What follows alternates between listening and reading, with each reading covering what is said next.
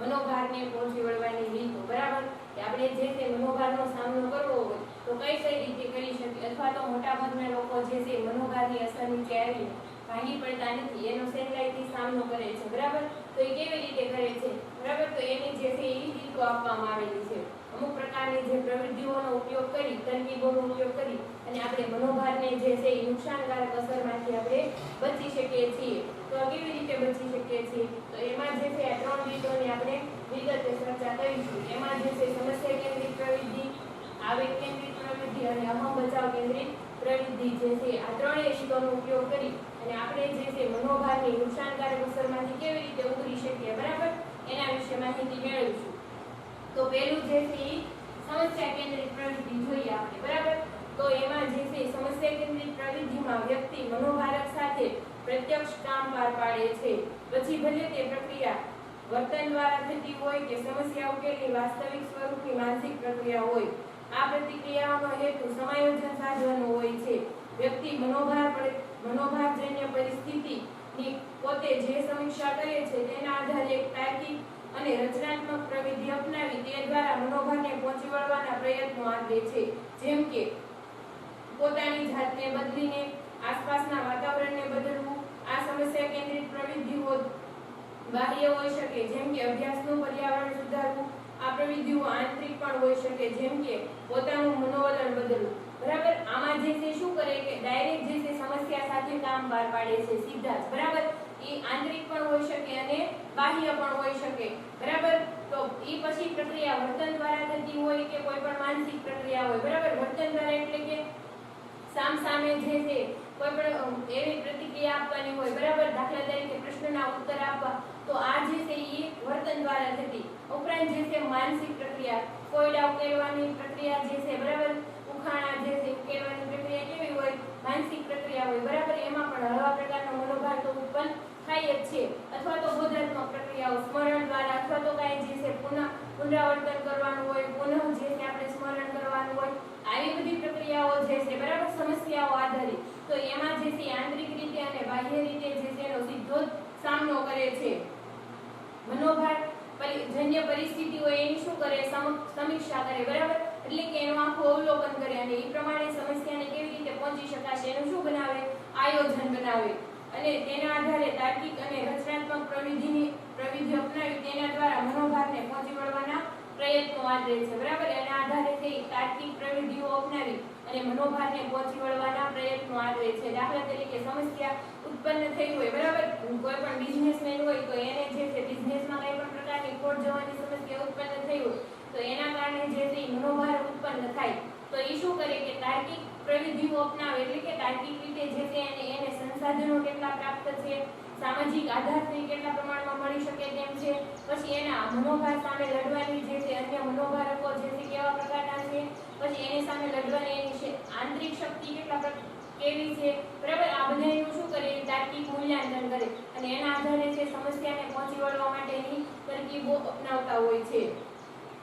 મનોભારને પહોંચી વળવાના પ્રયત્નો આદરે એમાં જે છે કાં તો પોતાની જાતને બદલતા હોય છે અથવા તો બીજાની જાતને નહીં, પરંતુ જે છે બીજે જ્યાં રહેતા હોય છે, બરાબર, એ વાતાવરણ બદલવાનું શું કરતા હોય છે, પ્રયત્નો કરતા હોય છે, બરાબર. દાખલા તરીકે આમાં એવું આપ્યું કે પોતાના અભ્યાસનું પર્યાવરણ સુધારો, બરાબર. કંઈ પણ ખામી હોય તો અભ્યાસ દરમિયાન જે છે અમુક વિષયમાં જે છે આપણે નબળાઈ અનુભવાતી હોય, બરાબર. તો જે તે વિષય શિક્ષક હોય, આ ઉપરાંત જે તે વિષયની સમજણ હોય આપણા સુધી પહોંચતી ન હોય, બરાબર. તો એ જે તે યોગ્ય વ્યક્તિને એનાથી માહિતગાર કરી અને શું કરવું, અભ્યાસનું પર્યાવરણ બદલાવવું અથવા તો જરૂરી ઇન્સ્ટ્રુમેન્ટ હોય એવા બધા સાધનો વિકસાવવા, બરાબર, જેનાથી જે છે એ યોગ્ય અભ્યાસ થઈ શકે. આ ઉપરાંત પોતાનું મનોવલણ બદલાવ, બરાબર. બધા જ મનોવલણ છે એ વિધાયક મનોવલણ હોય એવું હોતું નથી. ક્યારેક જે છે એ શું હોય કે ઘણા બધા મનોવલણ જે છે એ સામાજિકરણને કારણે વાતાવરણમાંથી જે નિષેધાત્મક રીતે આપણને પ્રાપ્ત થયેલા હોય, બરાબર. તો એ જે છે નિષેધાત્મક મનોવલણ ઘડાઈ ગયું હોય તો આ મનોવલણને બદલાવવું, બરાબર. આવી રીતે જે છે એ સામનો કરતા હોય છે. સમસ્યા કેન્દ્રિત અભિગમની 3 પ્રવિધિઓ છે. આ અભિગમ જે છે એની 3 પ્રવિધિઓ છે. 3 રીતે જે છે સમસ્યાનો સામનો કરી શકે.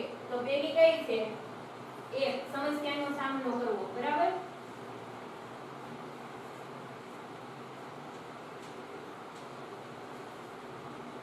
પહેલું તો એ સમસ્યાનો સામનો કરે. આ કેવી રીતે કરે આપણે જોઈએ. સમસ્યાનો સામનો કરવો, જોખમ દૂર કરવું, જોખમની અસર નબળી કરવી અને તેનો નાશ કરવો. અહીં વ્યક્તિ સામે આવેલી સમસ્યાનો સામનો કરે છે, જોખમને દૂર કરવાનો પ્રયાસ કરે છે. દાખલા તરીકે પરીક્ષામાં નાપાસ થયેલો વિદ્યાર્થી ફરી મહેનત કરી પરીક્ષામાં પાસ થવાના પ્રયત્નો કરે છે. પહેલી રીત કઈ છે? સમસ્યા કેન્દ્રિત જે અભિગમ જે છે એની પહેલી રીત છે સમસ્યાનો સામનો કરવો, એટલે કે જોખમને દૂર કરે અથવા તો જોખમની અસર હળવી કરે. બરાબર, તો કેવી રીતે હળવી કરે કે જોખમને ટાળે. દાખલા તરીકે પરીક્ષામાં એક વખત નાપાસ થયેલો વિદ્યાર્થી હોય તો ફરી વખત જે પૂરક પરીક્ષા આપતો હોય ત્યારે શું કરે? વધારે મહેનત કરી અને એ સમસ્યા ફરીવાર ઉત્પન્ન ન થાય. બરાબર, જોખમ ફરીવાર ઉત્પન્ન ન થાય એ માટેના પ્રયાસ કરે. બરાબર, આ તો એક નાની અમથી બાબત થઈ, પરંતુ આપણા વ્યવહારિક જીવનમાં પણ જે છે આપણે આવું કરતા હોય. બરાબર, દાખલા તરીકે પાણી પહેલા પાળ બાંધવાની જે છે એ તરકીબ અજમાવતા હોય અહીંયા એવું જોવા મળે છે. બરાબર, સમસ્યાનો સામનો કરેલી એ સમસ્યા જે છે એને પહોંચી વળાય એટલા માટેના એ પ્રયત્નો કરતા હોય એવું જોવા મળે છે. બીજું છે સમસ્યાથી વિમુખ થવું. આની બીજી તરકીબ કઈ છે? સમસ્યાથી વિમુખ થવું.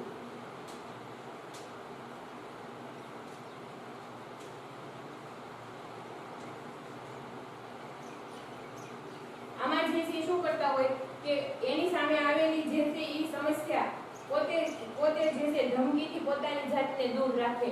વાટાઘાટો, સોદાબાજી, સમાધાન કરવું. બરાબર, સમસ્યાથી વિમુખ થવું એટલે કે વ્યક્તિ છે સમસ્યાનો સામનો ન કરે, કોઈ પણ રીતે જે છે વાટાઘાટો હોય, સમાધાન હોય, બરાબર, એનાથી જે છે સમસ્યાનો ઉકેલ લાવવાનો પ્રયત્ન કરે. ટૂંકમાં જે છે એ સમસ્યાથી પોતાની જાતને અલિપ્ત રાખે. બરાબર, એનો સામનો કરે નહીં. અહીં વ્યક્તિ સામે આવેલી સમસ્યાયુક્ત પરિસ્થિતિમાંથી ભાગી છૂટે છે.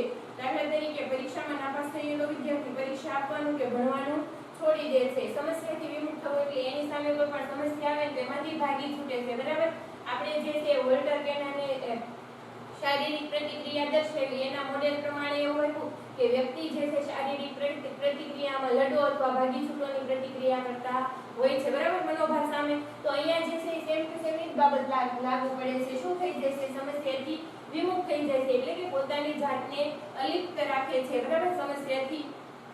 અને સામનો જ્યારે પરિસ્થિતિ ઉત્પન્ન થાય કોઈ પણ સમસ્યાનો સામનો કરવાની, બરાબર, ત્યારે જે છે હાજર જવાબીપણું અથવા તો ટૂંકમાં જે છે કામમાંથી છટકી જવું. બરાબર, આવું જવાબદારીમાંથી જે છે એ ભાગી છૂટવાનું વલણ એનામાં જોવા મળતું હોય છે. અને દાખલા તરીકે આમાં એક ઉદાહરણ આપેલું છે કે પરીક્ષામાં નાપાસ થયેલો વિદ્યાર્થી હોય એ વધારે મહેનત કરવાને બદલે શું કરે કે અથવા તો નાપાસ થયેલો વિદ્યાર્થી હોય તો પરીક્ષા આપવાનું છોડી દે. બરાબર, પરીક્ષા જ ના આપે અથવા તો ભણવાનું છોડી દે. સમજાણું? ભણે જ નહીં, આવું પણ જોવા મળે છે. ત્રીજો માર્ગ જોઈએ તો ત્રીજો કોઈ માર્ગ અપનાવો. આ જે છે ત્રીજું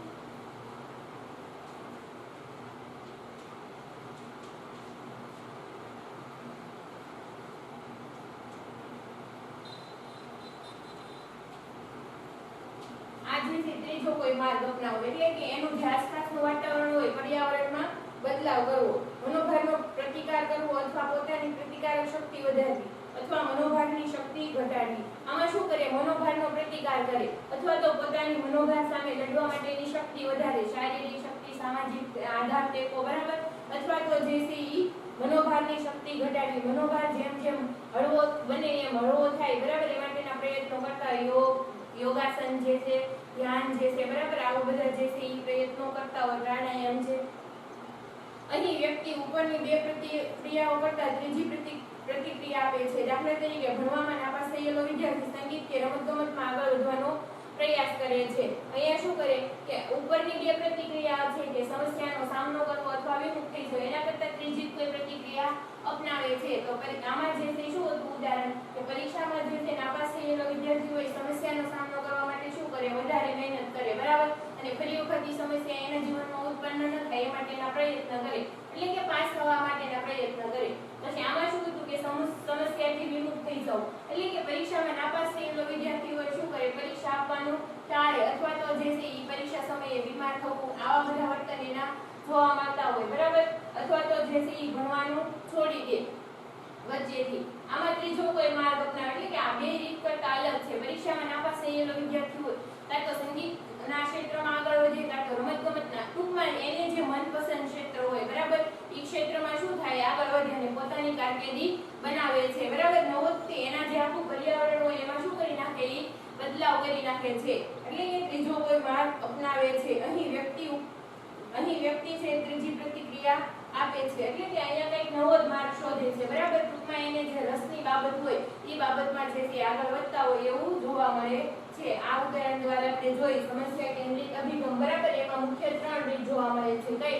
સમસ્યાનો સામનો કરવો, સમસ્યાથી વિમુખ થઈ જવું અને ત્રીજો કોઈ માર્ગ અપનાવો. તો આમાં જે છે ત્રીજા માર્ગમાં કંઈક નવું છે, નવા જ પર્યાવરણનું શું કરે છે એ ક્રિએટિવ થાય છે બરાબર, નવા જ પર્યાવરણમાં અને પોતાનું જે છે એ સ્ટેટસ બનાવે એવું જોવા મળે છે. હવે નેક્સ્ટ જોઈએ તો આવેગ કેન્દ્રિત પ્રવૃત્તિ બરાબર. આવેગ કેન્દ્રિત પ્રવૃત્તિમાં શું જોવા મળે કે આવેગ કેન્દ્રિત પ્રવૃત્તિમાં વ્યક્તિ મનોભારજન્ય પરિસ્થિતિમાં પરિવર્તન કરવાને બદલે પોતાના વિચારો કે લાગણીમાં પરિવર્તન લાવવાનો પ્રયત્ન કરે છે. આ અભિગમ સમસ્યા કેન્દ્રિત નથી પરંતુ ઉપાય કેન્દ્રિત છે. આમાં આ અભિગમને કેવો અભિગમ કહેવામાં આવે? ઉપાય કેન્દ્રિત અભિગમ કહેવામાં આવે બરાબર. ઉપરાંત જે છે શું કરે વ્યક્તિ કે પોતાની જે છે પોતાને લાગણી અને વિચારોમાં પરિવર્તન લાવે. મનોભારજન્ય જે આ સમસ્યા કેન્દ્રિત પ્રવૃત્તિમાં શું હતું કે આમાં જે છે એ મનોભારજન્ય પરિસ્થિતિને સામે રાખી અને પ્રતિક્રિયા આપતા હતા બરાબર. પરંતુ આવેગ કેન્દ્રિત પ્રવૃત્તિમાં એવું નથી, મનોભારજન્ય પરિસ્થિતિમાં કઈ પરિવર્તન ન લાવે, જેમ જેમ મનોભાર છે એમનું એમ જ, પરંતુ મનોભાર સામે લડવા માટે પોતાના વિચારો અને લાગણીમાં પરિવર્તન લાવે. સમજાણું? આ અભિગમ સમસ્યા કેન્દ્રિત નથી પરંતુ ઉપાય કેન્દ્રિત અભિગમ છે અને આને જે છે ઉપાય કેન્દ્રિત અભિગમ કહેવામાં આવે છે, કારણ કે તેમાં મનોભારની આવેગશીલ અસરમાંથી મુક્ત થવા પર વધુ ભાર મુકાય છે. આ પ્રવૃત્તિઓમાં સ્વનિયંત્રણ અને આવેગોનું નિયમન અગત્યનું છે. જો આ પ્રવૃત્તિમાં શું કરવામાં આવે કે આપણા જે આવેગો હોય બરાબર એના પર જે છે નિયંત્રણ મૂકવામાં આવે છે અને સ્વનિયંત્રણ પોતાની જાત ઉપરનું નિયંત્રણ અથવા તો નિયમન બરાબર. આવેગોનું નિયમન જે છે કયા આવેગની અભિવ્યક્તિ ક્યારે કરવી એ અંગેની જો સમજણ હોય તો આપણે જે છે આવેગોનું નિયમન કરી શકતા હોઈએ છીએ. દાખલા તરીકે ચિંતા, હતાશા, ક્રોધ અને અન્ય આવેગો પર નિયંત્રણ રાખવું અથવા તેને બદલવા. દાખલા તરીકે ચિંતા, હતાશા, ક્રોધ આ બધા તે નિષેધક આવેગો જે છે બરાબર, અને જેના કારણે આપણા સ્વાસ્થ્ય ઉપર જે છે હાનિકારક અસર પહોંચતી હોય એવું જોવા મળે છે.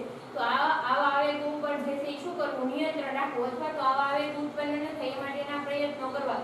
તો એ માટે શું કરવું પડે કે આવી કોઈ પણ પરિસ્થિતિ ઉત્પન્ન થાય બરાબર, આવેગ પરિસ્થિતિ, તો એ પરિસ્થિતિનો જે છે એમાંથી બાકાત રહેવું અથવા તો એ સમયે જે છે આપણે આપણા આવેગ ઉપર કંટ્રોલ રાખવો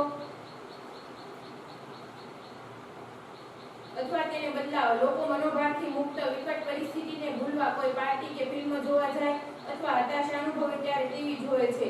આ શું કરે? આવેગોનું નિયમન કરવા અથવા તો આવી નિષેધાત્મક અસર હોય બરાબર, હતાશા હોય, ક્રોધ હોય, આવી બધી નિષેધાત્મક આવેગોની અસર હોય તો એને ટાળવા માટે લોકો જે છે ઉપાય અજમાવે. તો કેવાય કેવો ઉપાય અજમાવે કે જ્યારે જે છે લોકો આવી કોઈ પણ મનોભાર યુક્ત વિકટ પરિસ્થિતિ હોય, મનોભાર વાળી વિકટ પરિસ્થિતિ હોય બરાબર, ત્યારે જે છે ટીવી જોવે અથવા તો જે પાર્ટીમાં જાય બરાબર, તો હતાશ થઈ ગયા હોય ત્યારે જે છે કાર્ટૂન ને એવી બધી સિરિયલો જોવે એવું જોવા મળે છે. ઘણા ચિંતાગ્રસ્ત હોય ત્યારે સીટી વગાડે છે, જોરથી હસે છે કે પછી વધુ પડતું જમે છે બરાબર.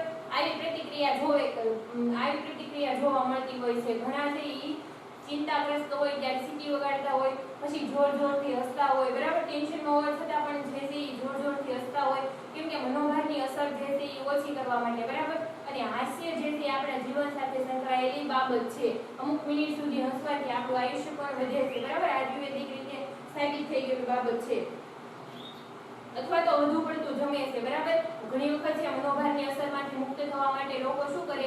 ખાવા પીવાના શોખીન લોકો હોય એ વધુ પડતું જમતા હોય એવું પણ બને છે બરાબર. વધુ પડતું જમે છે એટલે પછી આ છે એક મનોભારને ઓછું કરવાની જે ઉપાય છે પછી એની ટેવમાં પરિણમે અને પછી તે મનોવિકૃતિમાં પરિણમે, એટલે કે ખાઉધરાપણાની વિકૃતિ પણ જોવા મળતી હોય છે બરાબર. ક્યારેક એની આડઅસર પણ થઈ શકે એવું બને છે. પછી આ સીટી વગાડે છે બરાબર, તો સીટી વગાડે છે પછી એના પછી ટેવ જે છે ધીમે ધીમે મનોવિકૃતિમાં પરિણમે. દર વખતે મનોભારનો સામનો કરવાનો હોય ત્યારે બરાબર, ધીમે ધીમે છે અનિવાર્ય ક્રિયા દબાણ, અનિવાર્ય મનોદબાણ આવી બધી વિકૃતિમાં પરિણમે પરિણમતું હોય છે. જો આનો વધારે પડતો ઉપયોગ કરવામાં આવે, અતિરેક કરવામાં આવે તો બરાબર આપણે પણ એક કહેવત છે કે અતિની ક્યાંય ગતિ હોતી નથી. એટલા માટે જે છે જો વધારે પડતો આવી પ્રવૃત્તિઓનો ઉપયોગ કરવામાં આવે તો ક્યારેક નુકસાનકારક પણ સાબિત થઈ શકે છે. પરંતુ જે પ્રકારનો મનોભાર હોય બરાબર, તો એ પ્રકારની એની જે સમસ્યા આપણે પહોંચી વળવાની રીત છે એ નક્કી કરવી જોઈએ. એના આધારે આપણે એના સામે લડતા શીખી શકીએ છીએ. અથવા લાચારી અનુભવતા હોય ત્યારે દિવ્ય સ્વપ્નમાં રાજે છે. જ્યારે લોકો લાચારી અનુભવતા હોય બરાબર, આમ એક પ્રકારે વિવશતા અનુભવતા હોય ત્યારે દીવા સ્વપ્નમાં રાજે. તો દીવા સ્વપ્ન એટલે શું કે દિવસે જોતા સ્વપ્ન, ઘણા મનમાં એવો ખ્યાલ હોય, ખોટો ખ્યાલ બરાબર, પણ દીવા સ્વપ્ન એટલે એવું નહીં. પરંતુ જ્યારે તમે જે તે વિચારમગ્ન હોય અને તમારી કારકિર્દી અથવા તો તમારી કોઈ પણ અધૂરી રહી ગયેલી ઈચ્છાને ટોચ સુધી પહોંચાડો બરાબર સ્વપ્ન દ્વારા, કે તમારી જે તે ઈચ્છા એ ના પૂરી થતી હોય બરાબર સમગ્ર તમારી દ્રષ્ટિકોણથી, જ્યારે તમે એવા વિચારો કરો ત્યારે એને દીવા સ્વપ્ન કહેવામાં આવે છે. એવું નથી કે દીવા સ્વપ્ન છે એટલે દિવસે જોવાતા સ્વપ્ન બરાબર, પરંતુ એક એવો વિચાર અથવા તો એવા જે છે તમે સ્વપ્નમાં રાજતા હોય બરાબર, કે સતત ને સતત તે બાબતમાં તમારા ધ્યેય તરફ જે છે તમે, દાખલા તરીકે તમારે એમ જોબ લેવાની ઈચ્છા અધૂરી હોય બરાબર, તો તમે જે છે સુપર 1 અથવા તો ક્લાસ 1 ઓફિસરની જોબ મળી ગઈ હોય, તમે જે છે બધા ટૂંકમાં જે તે નિયંત્રણ કરાવતા હોય, કોરોના મહામારીનું હેન્ડલિંગ કરતા હોય, આ પ્રકારના સ્વપ્ન તમે આ પરિસ્થિતિમાં જોતા હોય બરાબર. સ્વપ્ન એટલે એક પ્રકારના વિચારો બરાબર, ઉચ્ચ કક્ષાના વિચારો એમાં હોઈ શકે, પરંતુ શેખ સલીના વિચાર તરીકે પણ એને ઓળખવામાં આવે છે, કારણ કે એમાં કંઈ પણ તાર્કિકતા હોતી નથી બરાબર. આવું પણ જોવા મળે છે અને દીવા સ્વપ્ન કહેવામાં આવે છે. લાચારી અનુભવતો હોય ત્યારે શું થાય, દીવા સ્વપ્નમાં રાજે છે. આવી આવેગ કેન્દ્રિત પ્રવૃત્તિઓથી કદાચ સમસ્યાનો ઉકેલ પણ ન પણ આવે, પરંતુ વ્યક્તિ મનોભારની નિષેધક અસરને કાંઈ નહીં તો થોડા સમય માટે ચોક્કસ પહોંચી વળે છે.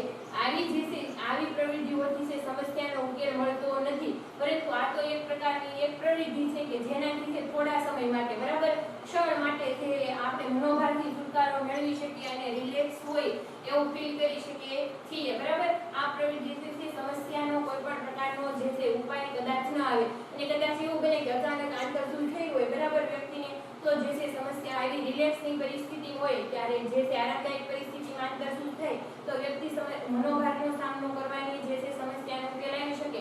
પરંતુ ન આવે તો કાંઈ નહીં, પરંતુ અમુક સમય માટે જે છે હળવાશપણું, જે તાણની પરિસ્થિતિ હોય બરાબર, એમાંથી હળવાશપણાનો અનુભવ તો કરી શકે છે. આથી આવેગ કેન્દ્રિત પ્રવૃત્તિ. હવે જોઈએ આપણે અહમ બચાવ કેન્દ્રિત પ્રવૃત્તિઓ બરાબર. આ પ્રવૃત્તિઓ દ્વારા મુખ્યત્વે પોતાની જાતને આવેગાત્મક હાનિ અને અવમૂલ્યાંકનમાંથી મનોવૈજ્ઞાનિક રીતે બચાવવાના પ્રયાસ કરે છે. આ પ્રવૃત્તિઓ શીખેલી પ્રતિક્રિયા હોય છે, તેઓ બંનેને કેટલીકવાર અભાનતાની કક્ષાએ કાર્ય કરે છે, જેમ કે દમન, ઉદ્રીકરણ, યૌક્તિકીકરણ, પ્રક્ષેપણ વગેરે જેવી બચાવ પ્રવૃત્તિઓ બરાબર. જો આમાં શું થાય કે પોતાની જાતને જે છે ઈ આવેગાત્મક હાનિ અને અવમૂલ્યાંકન બરાબર. આવેગાત્મક હાનિ એટલે આપણો અહમ જે છે ઈ ગવાતો હોય ઘણી વખત બરાબર. અહમને બચાવવા માટે જે પોતે અજ્ઞાત રીતે કાર્ય કરતા હોય ને એને અહમ બચાવ પ્રવૃત્તિ તરીકે ઓળખાવી શકાય છે અને મનોવૈજ્ઞાનિક પ્રયત્ન કરવામાં આવે છે. અને આ પ્રવૃત્તિઓ શીખેલી પ્રતિક્રિયા છે. આ પ્રવૃત્તિ છે કેવી છે, શીખેલી પ્રતિક્રિયા છે, એટલે આપણે વાતાવરણમાંથી, સમાજમાંથી કંઈક ને કંઈક જે છે આવું શીખતા હોય એવું જોવા મળે છે અને તે ટેવ બનીને ઘણી વખત જે છે અજ્ઞાતપણે કાર્ય કરતી હોય છે બરાબર. ઘણી વખત જે ટેવ આપણે એક પ્રકારની વારંવાર એકને એક પ્રવૃત્તિનો ઉપયોગ કર્યા કરીએ એટલે વારંવાર જે આપણું વર્તન થતું હોય એ સમયાંતરે કેવું થઈ જાય, ટેવ બની જાય છે બરાબર. નાના મગજમાં છે એનું ચોક્કસ સંગ્રહ થાય છે. દાખલા તરીકે આપણે સાયકલ ચલાવતા હોય તો વારંવાર પડીએ પછી સાયકલ ઉપર કંટ્રોલ રાખતા શીખી જઈએ ને સાયકલ આવડી જાય. પછી આપણે જે અમુક સમય સુધી વેકેશનના સમયમાં જે છે સાયકલ આપણે ચલાવતા ન હોય, પછી સ્કૂલે જવાનું થાય ત્યારે પાછા આપણે આરામથી સાયકલ લઈને જઈ શકીએ છીએ કે નથી જઈ શકતા. એવી રીતે આપણે કોઈ પણ નૃત્ય શીખ્યા હોય બરાબર, તો અમુક સમય તો આપણે પ્રેક્ટિસ છૂટી ગઈ હોય તોય આપણે ફરી વખત નૃત્ય કરવાનું થાય તો આપણે ત્યારે આસાનીથી કરી શકીએ છીએ બરાબર. તો આ શું છે કે આનો સંગ્રહ જે છે આપણા નાના મગજમાં કંઈક ને કંઈક એવી ક્રિયાઓ જે છે એનો સંગ્રહ થતો હોય છે બરાબર. એટલે આપણી જે વારંવારની ક્રિયાઓ હોય એનો સંગ્રહ પણ જે છે ટેવ બની અને આપણા વર્તનમાં જોવા મળતું હોય છે એવું બને છે. જેમ કે દમન બરાબર. દમન એટલે શું કે જ્યારે આપણે કોઈ એવી પરિસ્થિતિ હોય જેમાં આપણે આવેગો વ્યક્ત ન કરી શકતા હોય બરાબર, ત્યારે જે છે આપણા આવેગો જે આપણે વ્યક્ત ન કરતા હોય એટલે એને આપણે અભાનપણે જે છે એનું શું કરતા હોય, દમન કરતા હોય, બરાબર.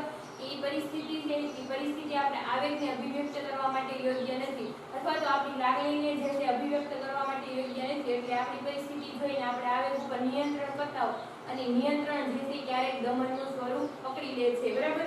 ઉદ્ધવીકરણ, બરાબર. પોતાના જે છે વિચારોનું શું કરવું, ઉદ્ધવીકરણ કરવું, એટલે કે ઉપર તરફ લઈ જવા, બરાબર. દાખલા તરીકે આપણને જે છે ક્લાસ 3 ની જોબ ન મળી હોય, બરાબર, તો આપણે એમ કહીએ કે કાંઈ નહીં, હવે આપણા ભાગમાં જે છે ક્લાસ 2 ની જોબ હશે. આ એક પ્રકારનો અહમ બચાવ કેન્દ્રિત પ્રવૃત્તિ છે, બરાબર. ઉદ્ધવીકરણ. પછી યોક્તિકીકરણ એટલે શું કે સાચાને બદલે છે સારા કારણો રજૂ કરવા. આપણે અહમ બચાવવા માટે આપણે છે ઈ આગળ જોઈ ગયા કે કોઈ પણ સાચું કારણ હોય, બરાબર, જેનાથી આપણો અહમ ગવાતો તો આપણે એના બદલે શું સારી બાબત રજૂ કરી દઈએ જેનાથી આપણે બચી શકીએ, બરાબર. હકીકતમાં તો આપણે ઘરેથી નીકળવાનું મોડું થઈ ગયું હોય સ્કૂલે પહોંચવામાં, પરંતુ આપણે એવું કહીએ કે રસ્તામાં આપણી સાયકલને શું થયું હતું, પંચર થઈ ગયું. એટલે આપણને જે છે ઈ કોઈ પણ શિક્ષક દ્વારા કંઈ પણ જે છે પનિશમેન્ટ મળે નહીં. એટલે સાચું કારણ જે હતું હકીકતમાં તો આપણે જગ્યા જ નહોતા, જગ્યા ન હોય એટલે સ્કૂલે પહોંચવાનું મોડું થઈ જાય, બરાબર. પછી પરાયણે કોકે મોકલ્યા હોય, પછી આપણે મોડા પહોંચ્યા હોય ત્યારે શિક્ષક ખીજાવાની બીકે આપણે શું કરીએ કે સાચું જે કારણ હતું એના બદલે આપણે સારું કારણ રજૂ કરી દઈએ કે આવી કોઈ પણ પરિસ્થિતિ રજૂ કરી દઈએ એટલે કે આપણી પરિસ્થિતિમાંથી શું કરી શકીએ, બચી શકીએ, બરાબર.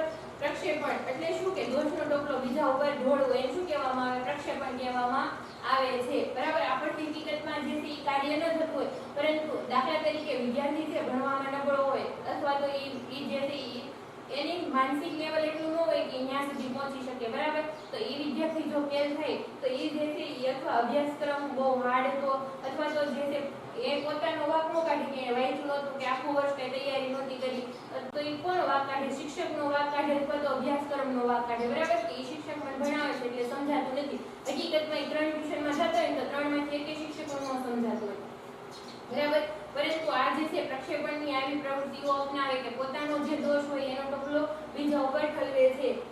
પ્રક્ષેપણ જેવી બચાવ પ્રયુક્તિઓ આવી અહમ બચાવ કેન્દ્રિત પ્રવૃત્તિઓમાં વાસ્તવિકતા જળવાતી નથી અને વ્યક્તિ પોતાની જાત સાથે છળ કરે છે.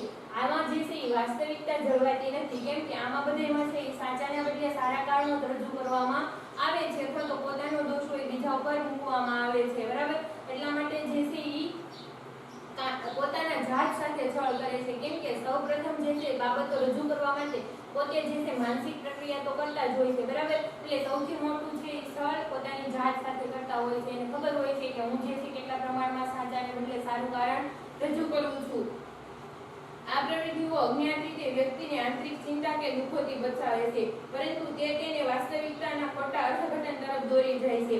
આ જે આંતરિક રીતે ચિંતા કે દુઃખ હોય એનાથી તો બચાવે છે, પરંતુ જે છે હકીકતમાં કઈ બાજુ દોરી જાય છે કે વાસ્તવિકતાના ખોટા અર્થઘટન, બરાબર. જે વાસ્તવિક પરિસ્થિતિ હોય ને એનું અર્થઘટન જે છે એ સારું કારણ રજૂ કરવા માટે દોરી જાય છે, બરાબર.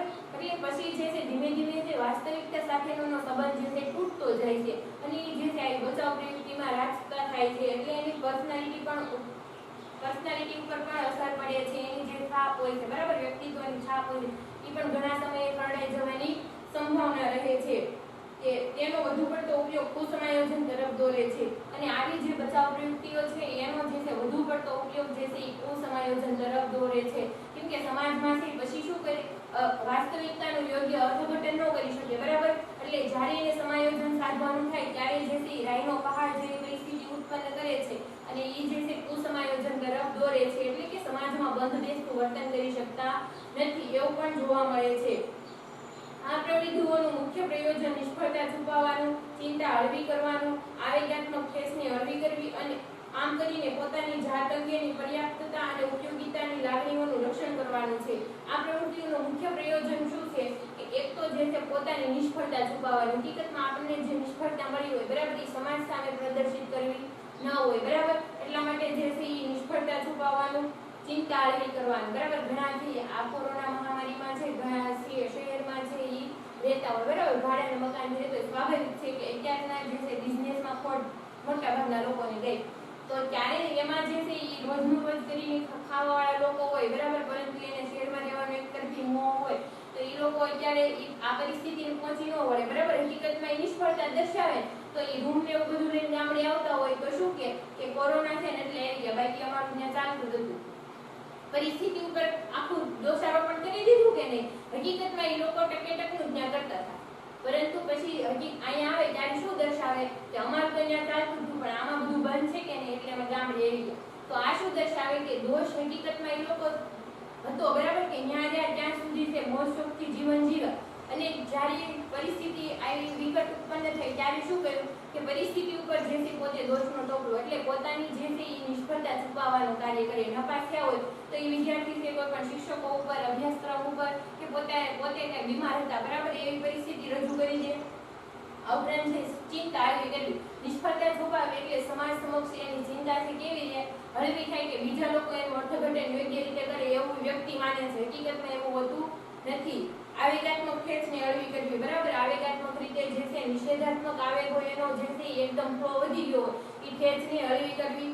ઉપરાંત જે છે પોતાની જાત અંગેની પર્યાપ્તતા અને ઉપયોગિતાની લાગણીઓનું રક્ષણ કરવું. પોતાની જાતની જે પર્યાપ્તતા હોય, પોતાની જે ઉપયોગી લાગણી હોય એનું રક્ષણ કરતા હોય, પોતાના અહમને બચાવવાનો પ્રયત્ન કરતા હોય, એટલા માટે જે છે આ અહમ બચાવ કેન્દ્રિત પ્રવૃત્તિ તરીકે ઓળખવામાં આવે છે.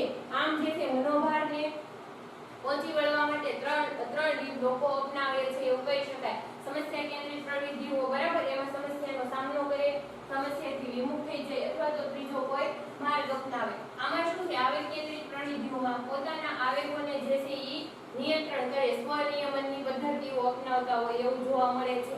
અને આ એક ઉપાય કેન્દ્રિત અભિગમ છે. કેવું છે? ઉપાય કેન્દ્રિત, બરાબર. આમાંથી કોઈ સમસ્યાનો ઉપાય ન મળે પરંતુ અમુક સમય માટે જે છે હળવો થઈ શકે. અહમ બચાવ કેન્દ્રિત એટલે પોતાની જાતને, પોતાના અહમને બચાવવા માટેના જે છે એ પ્રયત્નો કરતા હોય. તો આપણે જે છે આ ત્રણ રીતો જોઈ મનોભારને પહોંચી વળવા માટેની, બરાબર. તો આ જે છે કંઈક ને કંઈક તમારે પૂછાતી હોય છે 3 માર્કમાં બોર્ડમાં, તો આઈએમપી કહી શકાય, બરાબર. તો મનોભારને પહોંચી વળવાની જે છે આ 3 રીતો, ઉપરાંત જે છે આ એક રીત પણ પૂછાતી હોય સમસ્યા કેન્દ્રિત પ્રવૃત્તિઓની વિગતે ચર્ચા કરો, બરાબર. તો એમાં જે છે આ 3 રીત અભિગમમાં 3 રીત તમારે દર્શાવવાની રહેશે. હવે જે છે આપણે મનોભારની અસરો જે છે એ જોઈશું. આભાર.